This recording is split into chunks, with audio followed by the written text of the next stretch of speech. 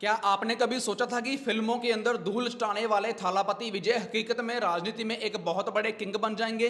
पिछले कई दिनों में तमिलनाडु की राजनीति में सस्पेंस बना हुआ था। वहां पर काफी घबराहट थी लोगों के अंदर कि एक्चुअल में अब 107 एमएलए हैं विजय के पास और उनकी सरकार नहीं बनेगी या फिर वो एक सीएम का ओहदा नहीं ले पाएंगे। पर खबर बिल्कुल पक्की है कि आज उनके जो 118 एमएलए हैं वो पूरे हो चुके हैं और जो बड़ी बड़ी वहां पर राजनीतिक पार्टियां थी जो पहले एक दूसरे के दुश्मन थे, आज दोनों मिलकर लाइक है डीएमके और दूसरी पार्टी उनकी खिचड़ी पका रही थी अपने रूम में बैठकर। बट वहीं पर विजय ने रातों रात एक ऐसी गेम घुमा दी और आज उनकी पार्टी है जो आज उनका सपना देखा हुआ था तमिलनाडु के लोगों के लिए, जो तमिलनाडु के लिए आज उनका पूरा होता हुआ नजर आ रहा है। रातों रात कैसे बाजी पलटेगी आज हम इस वीडियो में बात करेंगे।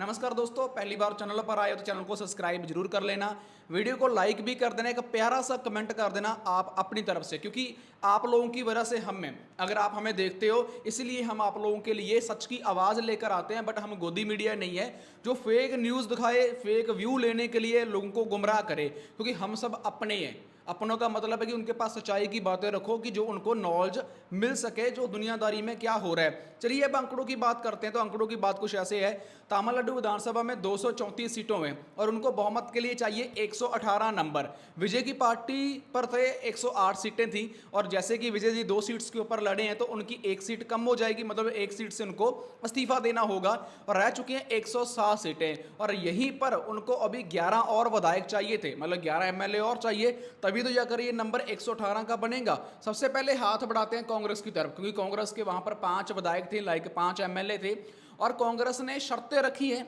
देने जाकर उनको समर्थन दिया है। कोई बड़ी शर्तें नहीं है, नॉर्मल है, बट प्रोपोगंडा फैलाया जा रहा है गोदी मीडिया के द्वारा कि एक्चुअल में ऐसा कर दिया भाई कांग्रेस ने तभी उनको साथ दिया है। अगर शर्तों की बात करें तो विजय कभी भी बीजेपी की ए-एन-डी के साथ हाथ नहीं मिलाएंगे। दूसरी शर्त उन्होंने रखी है, गठबंधन सिर्फ विधानसभा तक नहीं बल्कि अगले लोकसभा चुनाव तक होगा। मतलब ये शर्त नॉर्मल है, जब तक अगले इलेक्शन नहीं होंगे तब तक ये दोनों मिलकर ही रहेंगे। सो ये शर्त रखी है तो इनको 5 एमएलए दे दिए। अब 7 5 12 112 हो चुके हैं।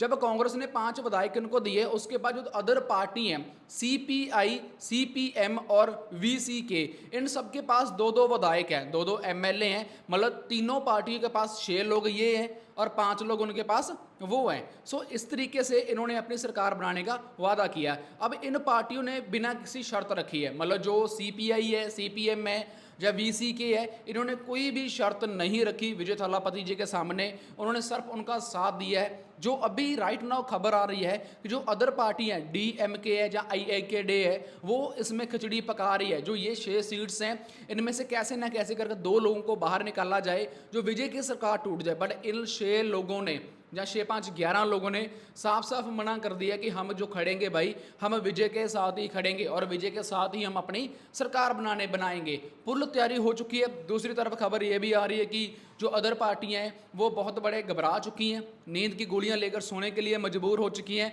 और वो नई नई साजिशें कर रही हैं कैसे ना कैसे करके ईडी का, सीबीआई का, बीजेपी का सहारा लेकर इन 6 विधायकों को कैसे ना कैसे नीचे गिराया जाए। पर उनमें से 2 विधायक तो मुसलमान हैं और जो 4 रह चुके हैं वो भी सपोर्ट करते हैं विजय भाई की और मुसलमानों की, जहाँ पर हिंदू भाइयों की, क्योंकि उनका यह मानना है कि हम धर्म के नाम के ऊपर राजनीति नहीं करेंगे, हम अपने काम के ऊपर राजनीति करेंगे। बीजेपी धर्म के नाम के ऊपर राजनीति करती है, लोगों को मूर्ख बनाती है जय श्री राम बोलकर, लोगों को मूर्ख बनाती है। जब इलेक्शन का टाइम आता है और जब बड़ी बड़ी रैलियां की जाती हैं तो वहां पर आपने शायद देखा होगी वीडियोस के अंदर कैसे लोग राम जी बन जाते हैं, कैसे लोग हनुमान जी बन जाते हैं, कैसे लोग सीता मैया बन जाते हैं, मतलब अपने आप को भगवान मानने लग जाते हैं। अरे भगवान एक ही है भाई, उसको उनको ही भगवान रहने दो। ऐसे प्रोपोगंडा मत फैलाओ, लोगों का भगवान से विश्वास उठ जाएगा। मैं बीजेपी वाले अंधभक्तों को यह बात बोलना चाहता हूं, अगर आप ऐसा करोगे तो आपकी आने वाली पीढ़ी भूखी मरेगी। सबसे पहले देश के अंदर भूखे मरेंगे अंधभक्त जो बीजेपी के हैं। हम बहुत सारे लोगों को मिर्चें लगती हैं कि मैं बीजेपी के खिलाफ क्यों बोलता हूं। भाई मैं बीजेपी के खिलाफ इसलिए बोलता हूं क्योंकि वो धर्म के नाम के ऊपर राजनीति करती है। उनको बोलो काम के ऊपर राजनीति करे। 2 करोड़ नौकरियों का वादा कहां गया, 100 स्मार्ट सिटी का वादा कहां गया, 15 लाख खाते में आएगा वादा कहां गया, कहां गई बुलेट ट्रेन, कहां गए युवा के खाते, कहां गई एमएसपी किसानों की, कहां गई महंगाई।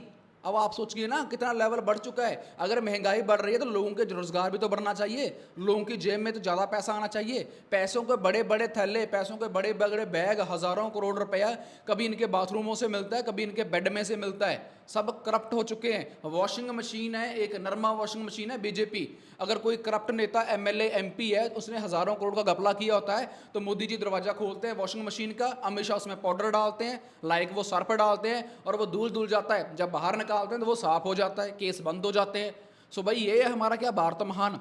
अब मीडिया की आवाज़ इतनी दबाई जा रही है, इनका जो आईटी सेल है, जो इनके अंधे भक्त हैं, अगर इनके खिलाफ कोई बोलता है, जहाँ तो उनका चैनल बंद करवा दिया जाता है, जहाँ फिर उनको बोल दिया जाता है कि ये तो भाई पाकिस्तानी है, ये बांग्लादेशी है, ये चाइनीज़ एजेंट है। अरे भाई तुम लोग पागल हो क्या, तुम लोग बेवकूफ़ हो क्या? सिर्फ चंद रुपयों की खातर, पैसे की खातर तुम लोग इनको, अपने देश को बर्बाद करते जा रहे हो। अगर पैसे की बात करते हो ना, तो पैसा कोठे वाली के पास बहुत होता है भाई, बट उसके पास इज्जत नहीं होती, एक रिस्पेक्ट नहीं होती। और मैं गारंटी देता हूँ आने वाले और 2 4 5 10 सालों के अंदर आपके बच्चे भी आपकी रिस्पेक्ट नहीं करेंगे, जो आज बड़ी बड़ी बातें करते हैं, 500 रुपया लेकर, 1000 रुपया लेकर, मोदी मोदी मोदी। क्या है यार? ठीक है, मोदी जी अच्छा काम करें, हम मोदी जी की तारीफ करेंगे, हर वीडियो में तारीफ करेंगे मोदी जी की, बट वो कुछ अच्छा काम तो करें, अच्छा काम तो करें, तभी कर पाएंगे ना। 43 लाख महिलाओं के साथ अपराध हो चुके हैं पिछले 11 साल के अंदर। अब सोच के देखो, 43 लाख कितना बड़ा नंबर है, बहुत बड़ा नंबर है भाई। सो और जानकारी के लिए फॉलो कर सकते हो, सब्सक्राइब कर सकते हो। बहुत बहुत धन्यवाद।